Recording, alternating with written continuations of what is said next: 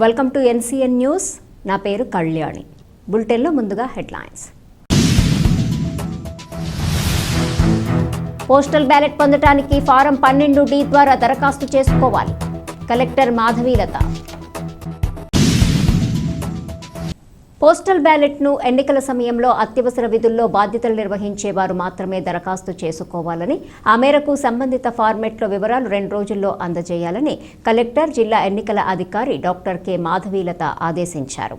జిల్లా కలెక్టరేట్ సమావేశ మందిరంలో జిల్లా పరిధిలో ఉండే అత్యవసర సేవలు నిర్వహించే అధికారులకి, శాఖల అధికారుల ప్రతినిధులకు పోస్టల్ బ్యాలెట్పై అవగాహన కల్పించడం జరిగింది. ఈ సందర్భంగా కలెక్టర్ మాధవీలత మాట్లాడుతూ, కేంద్ర ఎన్నికల కమిషన్ దేశవ్యాప్తంగా 33 శాఖలకు చెందిన అత్యవసర సేవలందించే ఉద్యోగులకు, తదితరులకి పోస్టల్ బ్యాలెట్ ద్వారా ఓటు హక్కును కల్పించడం జరుగుతోందని అన్నారు.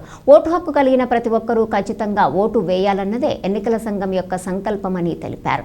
ఈ కార్యక్రమం DRO G Narasimhulu, housing PD M Srinivas, DCO R Srinivas Naidu, ఇతర సంబంధిత శాఖల అధికారులు పాల్గొన్నారు.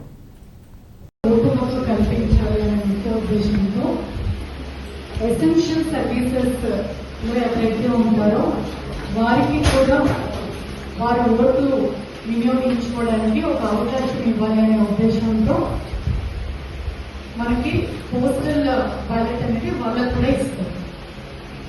సో ఈ postal ballot for essential services వాళ్ళకి ఏ సర్వీసెస్ వాళ్ళకి ఇస్తారో వాళ్ళందరికీ మేము ఒక లెటర్ పెట్టడం జరిగింది. ఆ లెటర్ కి సంబంధించి ఫస్ట్ థింగ్ నోడల్ ఆఫీసర్ ని అపాయింట్ చేయమని చెప్పాము. అందరూ నోడల్ ఆఫీసర్స్ వచ్చారు. So what you people have to do is 20 form కూడా మీకు పంపించాను. ఎవరైతే ఆ రోజు డ్యూటీలో ఉండి పోలింగ్ స్టేషన్ కి వెళ్ళలేదో వారికి మాత్రమే పోస్టల్ బ్యాలెట్ ఇవ్వడం జరుగుతుంది. ఇప్పుడు రైల్వేస్ అన్నాం కదా అనేసి all railways will not be allowed to go for postal ballot. ఎవరైతే లాస్ట్ టైం నేను ఒక దగ్గర ఇంటరాక్ట్ అయ్యాను, నా రైల్వే కాలనీకి వచ్చినప్పుడు అతని డ్యూటీ ట్రాక్ దగ్గర ఉంటుంది అంటారు. So from where he cannot come because trains వెళ్ళేటప్పుడు అతను మాత్రం కంపల్సరీగా అక్కడే ఉండాలి. అలాంటి వాళ్ళకి మాత్రమే పోస్టల్ బ్యాలెట్ ఇవ్వడం జరుగుతుంది.